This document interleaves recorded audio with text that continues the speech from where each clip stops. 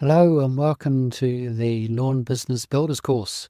We'll start at the beginning, and the first thing that you need to do is decide what services to offer in your lawn care business.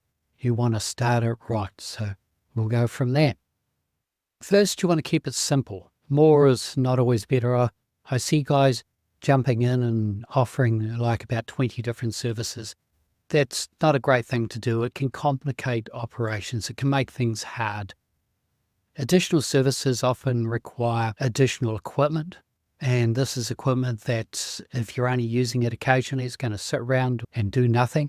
If you get a job and it's an additional job, you decide that you want to go ahead and do it, you can always hire equipment. Just don't go buying equipment for it and don't go touting for that kind of work. It'll just turn up organically. So focus on your core services, stick to what you know and what you can do confidently, and expand on opportunities as they arise naturally. If you're at a place and you're doing a lawn and someone asks you if you can do a job, and you can look at it and decide whether you can do the job or not. Consideration for choosing the right services. One thing that you need to think about is, do you need a license?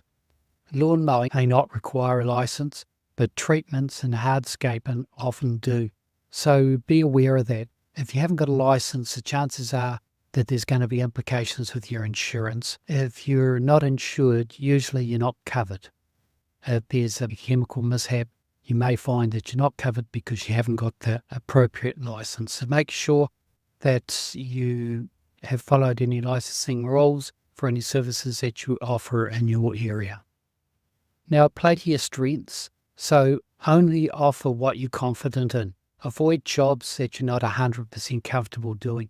I remember in the early days, I accepted a job and there was no way I could do it. And I ended up having to walk away from the job. And that kind of thing is not good for anybody.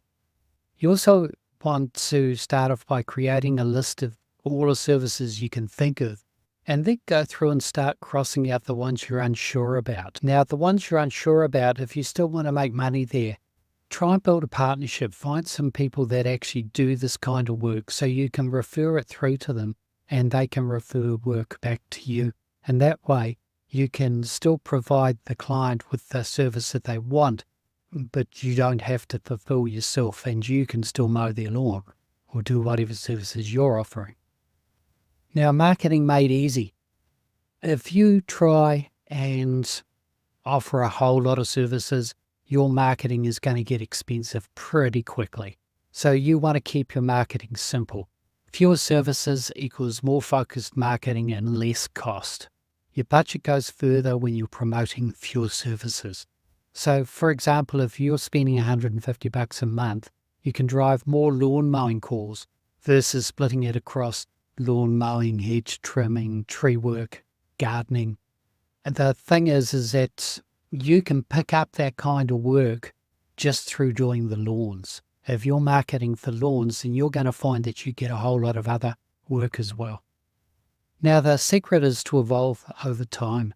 So start wide, then narrow. So earlier on, you may offer additional services to maximize income, because if you're not doing anything, you might as well do some gardening or do a hedge or whatever you may do. Later, you want to streamline it for more steady, predictable work. These days, we just do lawns. We do nothing but lawns. We have other people that do other things. And because we're so narrow in our focus, we're able to not spend a lot of time doing it. So the less you offer, the more income you can earn. Stick to work with a regular income, because that's what's actually going to grow your business. If you can prioritize year-round services like lawn mowing, it'll give you consistent cash flow. If you're doing one-off jobs and property cleanups, rental properties and things like that, then this is just one-off work, and all it's going to be doing is chewing through your time in the day where you could have regular lawns booked. You make more money with a one-off cleanup, but the thing is there's no reoccurring on the back end. And although you make money that day, it's done nothing to actually grow your business, not like securing another client would have. So in conclusion, start simple, choose services with minimal upfront investment, do your homework, research licenses, insurance, and your comfort level. Focus on growth, keep your marketing narrow, so you can get more bang for your buck and focus on customer loyalty and network smartly. Refer out services you don't offer and get them to refer customers to you. So we're going to sum up this lesson with a discussion. What I want you to consider is, what services do you feel confident in offering? I want you to write that in the comments. Now, also, I want you to answer if there's any local licensing insurance requirements for your chosen services, yes or no. And I also want you to talk about how you can collaborate with others to fill in gaps in your offerings. And that's your homework for today.